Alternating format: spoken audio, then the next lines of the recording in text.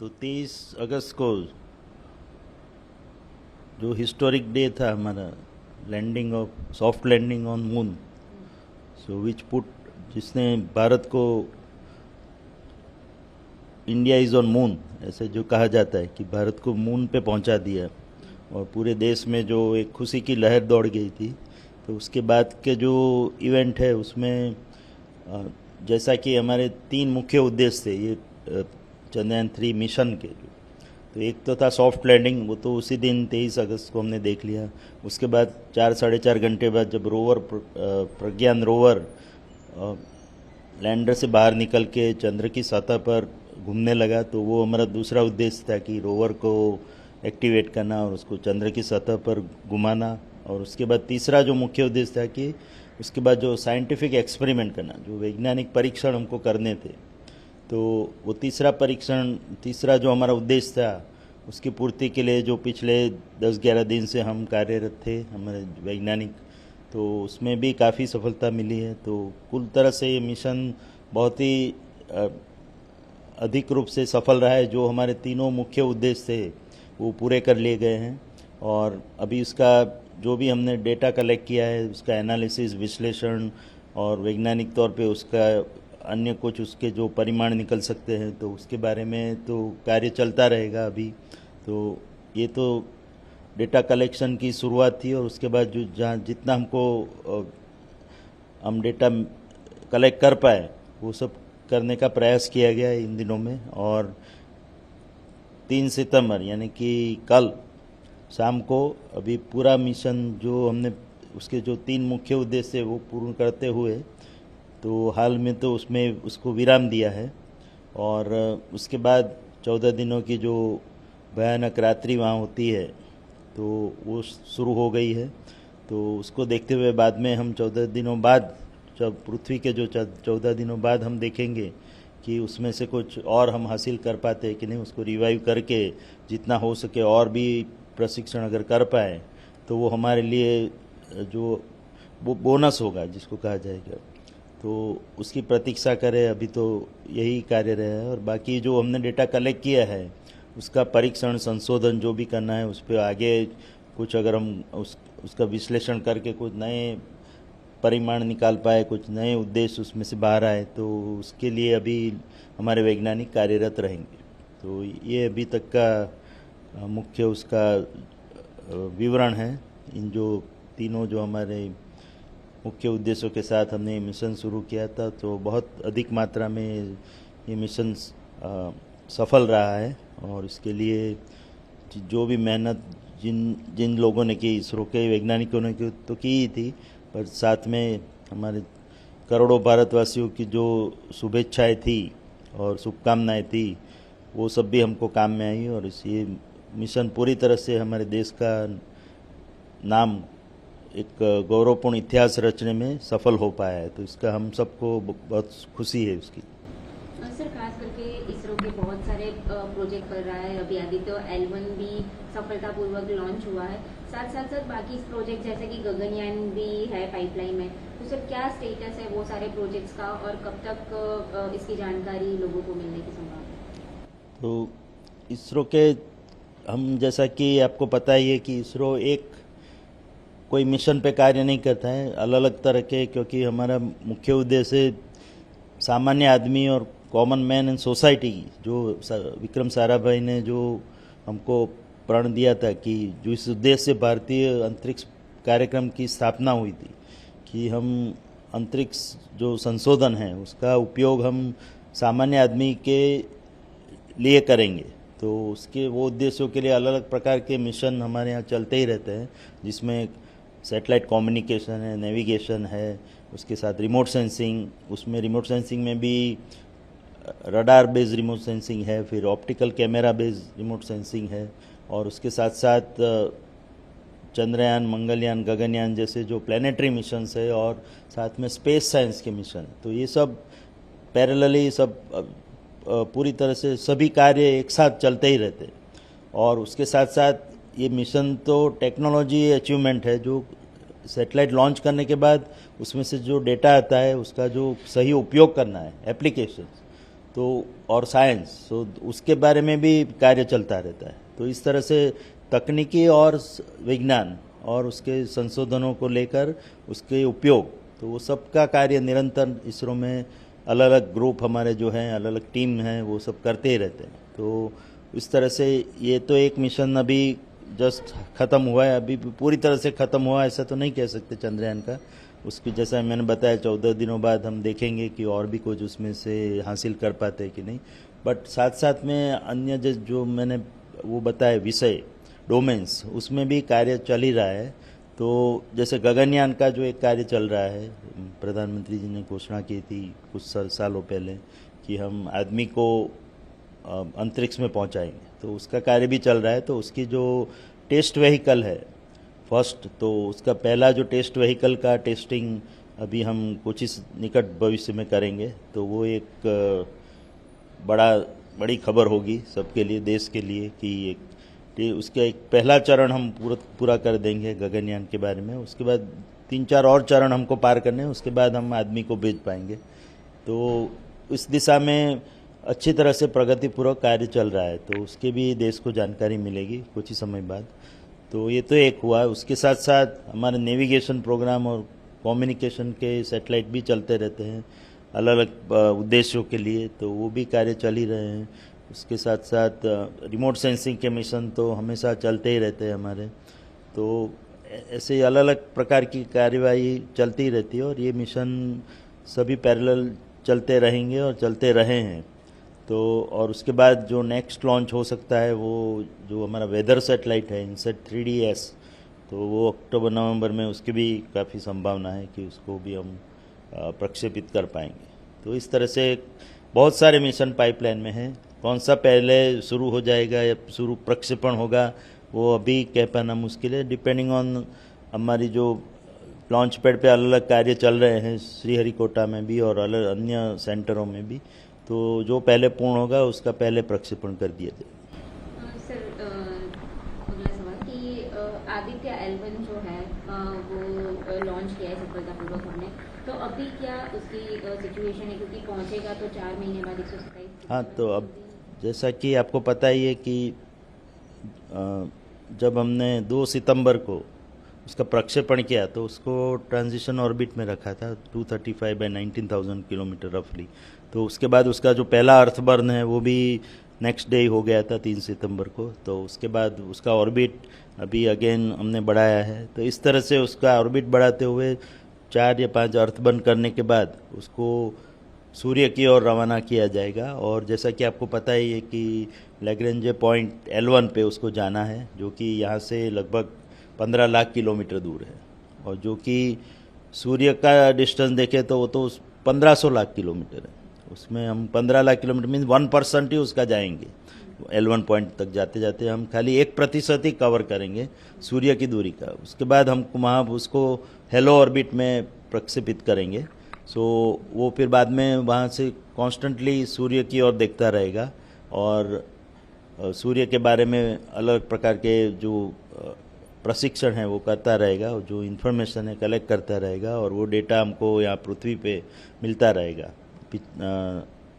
Next 5 सालों तक। तो ये मिशन की महत्ता है।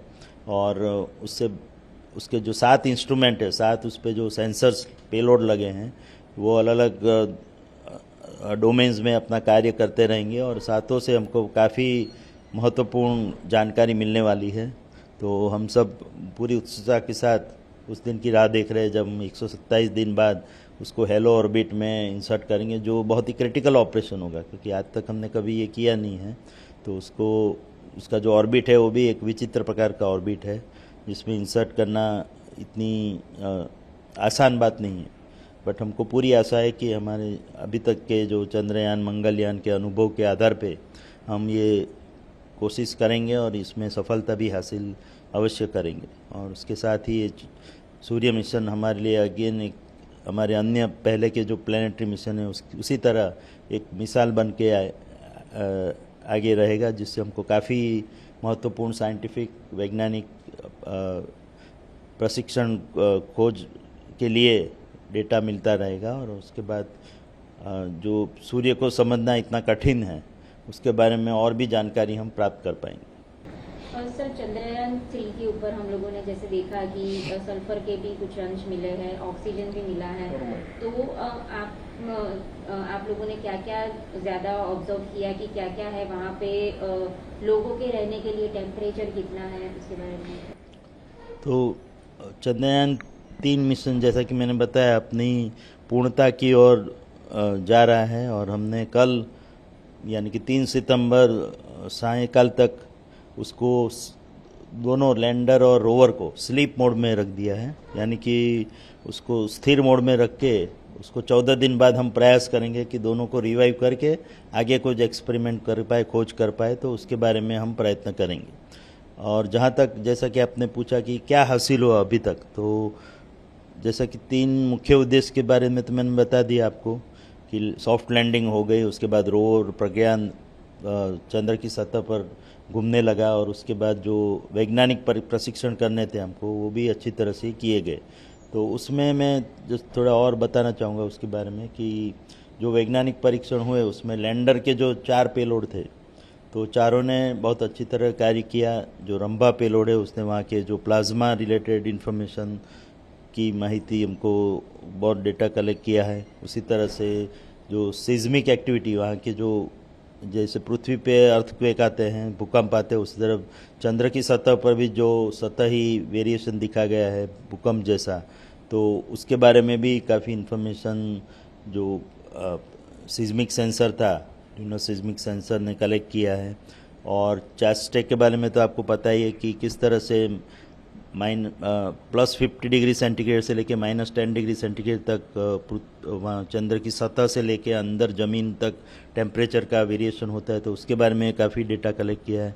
और चौथा जो नासा का जो लेज़र रिट्रो रिफ्लेक्टर एरे था, जिससे कि हमको पता लगेगा कि इस चंद्र और पृथ्वी के बीच की दूरी में कुछ परिवर्तन हो रहा है कि नहीं, कि जैसे कि चंद्र हमसे दूर जा रहा है प्रति वर्ष लगभग 1.5 इंच जैसा, तो उसकी पुष्टि ये हो पाएगी। जो इसका जो डेटा कलेक्ट कर रहा है नासा, यहाँ से लेज़र फेंक के वहाँ से रिफ्लेक्ट होकर वापस आता है, उसके ऊपर से दूरी मापने के बाद हमको उसका टाइम डिले नापने के बाद उससे दूरी नापी जाएगी, और उससे ये पता लगेगा कि जो हम देख रहे थे इक्वेटर पे, विषुवत वृत्त पे चंद्र के, वही फिनोमिना साउथ पोल पे दिखती है कि नहीं। और जो रोवर के 2 मुख्य पेलोड थे, लिब्स और APXX, तो उसने भी अच्छी तरह से कार्य किया है और काफ़ी डेटा, साइंटिफिक डेटा कलेक्ट किया है, तो वो भी हम पूरा डेटा यहाँ पे हम आर्काइव कर पाए हैं, और उसका अभी आगे विश्लेषण होता रहेगा। और जैसा कि प्रिलिमिनरी जो संशोधन हुए हैं उसके मुताबिक सल्फ़र के बारे में हमको काफ़ी जो उसकी स्पेक्ट्रोस्कोपी से जानकारी मिली है कि सल्फ़र प्रोमिनेंट मात्रा में दिखा है, तो जो पहले उतना पता नहीं लग रहा था। सल्फ़र तो था, ये पता था, बट सल्फ़र प्रोमिनेंटली दिख रहा है उसकी स्पेक्ट्रोस्कोपी लाइन जो है। तो ये दोनों सेंसर ने पुष्टि कर दी है, APXS और लिब्स ने, तो ये भी एक बहुत बड़ी उपलब्धि रहेगी। उसकी आगे विश्लेषण करने के बाद हम और आगे बता पाएंगे। ऑक्सीजन के जो ट्रेसेस मिले उसको लेकर के भी काफ़ी उत्सुकता है। उसके बाद किस तरह से वहाँ के जो क्रेटर के रिम पे अगर फ्रोज़न आइस, और उसके बारे में भी जो भी डेटा हमने कलेक्ट किया है ये 2 सेंसर द्वारा, तो उसके आगे उसका विश्लेषण करके और भी कुछ हम बता पाएंगे। तो कुल मिला के भविष्य में चंद्र पर स्पेस कॉलोनी और उसके बारे में आगे कुछ हो सकता है कि नहीं, क्या संभावनाएं हैं, और किस तरह से हम पानी वहाँ पे पैदा कर पाएंगे। तो ये जो भी पहले हाइड्रोक्सिल मॉलिक्यूल मिला था पिछले मिशनों के द्वारा, और इस बार सल्फ़र और अगेन ऑक्सीजन ट्रेसेस, और उसके बारे में जो जानकारी मिली, तो वो सब कुल मिला के जो उसके केमिकल मॉलिक्यूलर कंपोजिशन और अन्य जो मिनरल्स और पदार्थों के बारे में पता लगा है, उसको लेकर के वहाँ पे क्या प्रोसेसिंग करके हम पानी के बारे में आगे पता लगा पाएंगे, और जिसके कारण स्पेस कॉलोनी या मैन हैबिटेट के लिए संभावना हो पाएगी। तो ये सब आगे के विश्लेषण के विषय है, जो ये डेटा से हमको काफ़ी इन्फॉर्मेशन मिलेगी। और क्योंकि ये जो प्रशिक्षण हुए सब साउथ पोल पे हुए पहली बार विश्व में कि ऐसा हुआ है, तो ये भी एक बहुत ही रोचक पहलू है हमारे पूरे एक्सपेरिमेंट का, तो उससे भी काफ़ी जानकारी मिलेगी। और भविष्य में कई और मिशन, अभी हमको ऐसा है कि साउथ पोल की ओर जाएंगे, तो उससे आगे के रिसर्च करने के लिए भी कुछ एक वे मिलेगा हमको, कि एक दिशा मिलेगी कि कैसे आगे खोज करनी है, जिससे कि हम स्पेस हैबिटेट या स्पेस कॉलोनी चंद्र पे बना पाएंगे या बनाने की संभावना हो पाएगी कभी, तो उसके बारे में और भी जानकारी हासिल करने के लिए एक मार्ग खुलेगा। तो ये सब उसके पॉजिटिव फॉलआउट्स है ये मिशन के। और इसके अलावा जहाँ तक हमारे लैंडर और रोवर की स्थिति है, तो कुल मिला के हम रोवर ने अपनी सेंचुरी पूरी कर दी है चलने की। जो डिस्टेंस उसे ट्रैवल किया, तो एक लगभग 104 मीटर के करीब पूरा अभी तक चला है ये लास्ट 10-12 दिनों में। और इफ हम उसको और रिवाइव कर पाएँ 14 दिनों बाद, तो और भी उसमें बढ़ोतरी होगी, ऐसी हमारी आशा है। उसके अलावा जो लैंडर में काफ़ी फ्यूल बचा था, आपको पता है कि लगभग 60 किलो से भी ज़्यादा, तो उसका उपयोग करके हमने वो रैम्प थोड़ा विड्रॉ करके लैंडर को उसी जगह पे थोड़ा ऊपर किया था, 2 इंजन फायर करके। तो कल वो एक्सपेरिमेंट सफलतापूर्वक किया था इसरो के वैज्ञानिकों ने, कि उसको थोड़ा सा लिफ्ट करके इंजन फायर करके और फिर से वापस वही जगह पे नीचे वापस रखा था। लगभग 10-15 सेंटीमीटर ऊपर उसको ले गए थे, ऊंचा किया था उसको, सो दैट फ्यूचर में अगर 14 दिनों बाद अगर मौका मिला, तो क्योंकि इसमें 3-4 किलो फ्यूल गया होगा, स्पेंड हुआ होगा, तो उसके बाद जब 14-15 दिनों बाद हम फिर से एक्सपेरिमेंट कर सकते हैं कि उसको पूरा जितना फ्यूल है उसका उपयोग करते हैं, उसको ऊपर उठा के उसको कहीं और जगह पे लैंड करा पाए। तो लगभग से कि 20-25 मीटर या 100 मीटर तक हम उसको आगे बढ़ा पाए लिफ्ट करा के, तो कोई और जगह पे हम एक्सपेरिमेंट कर सकते हैं। तो ये एक संभावना बन सकती है। अभी इसके बारे में ठोस रूप से हम कह नहीं सकते, बट इसीलिए ये एक्सपेरिमेंट कल किया गया था कि उसको ऊपर उठा के हम कहीं इधर उधर और मूवमेंट करा पाते हैं कि नहीं। बट ये सब डिपेंड रहेगा उसकी हालत क्या है 14 दिनों बाद। तो ये एक बहुत ही एक्साइटिंग पॉसिबिलिटी है कि उसको हम फिर से ऊपर उठा के कहीं और लैंड करा पाए, जो आज तक किसी ने अभी तक किया नहीं है। तो ये भी एक बहुत ही हमारे लिए एक चुनौती भरी और एक जिसको कहते हैं एक बहुत ही आकर्षक एक एक्साइटिंग प्रोस्पेक्ट है ये मिशन का फ्यूचर के लिए 14 दिनों बाद। और रोवर जैसे कि मैंने बताया 104 मीटर तक चला है, अभी लैंडर से करीब 16-18 मीटर दूर खड़ा है वो, और वहीं वो जगह पे स्थिर रहेगा नेक्स्ट 14-15 दिनों के लिए। और उसके बाद हम उसको रिवाइव करा के और भी मूवमेंट उसका कराने का प्रयत्न करेंगे। तो कुल तरह से बहुत ही संभावनाएं मिशन से पैदा हुई है। जैसे कि मैंने बताया अन्य जो खोज हुई है वो तो है ही, उसके अलावा इस प्रकार के अन्य टेक्निकल एक्सपेरिमेंट जो टेक्नोलॉजी इंटेंसिव एक्सपेरिमेंट है वो भी करने की गुंजाइश अगर हो पाती है 14 दिनों बाद, तो पूरी तरह से मिशन काफ़ी सफल रहा है। और जैसा कि मैंने बताया इसके पीछे हमारे वैज्ञानिकों की मेहनत तो है ही, बट उसके साथ साथ पूरे देशवासियों की जो शुभेच्छा थी, शुभकामनाएं थी, दुआएं लोगों ने दी थी, उससे भी काम किया है और उसके कारण हम इतना अच्छा कार्य मिशन में कर पाए।